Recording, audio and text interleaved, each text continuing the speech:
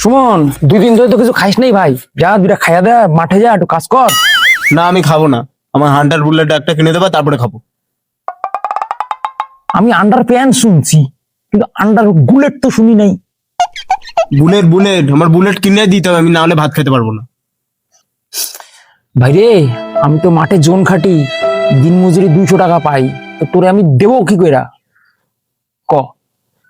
তা ওই আন্ডার প্যানের দাম কত? 2 লাখ আমাকে আমাকে দিতেই হবে, নাহলে আমি ভাত মাত খেতে পারবো না।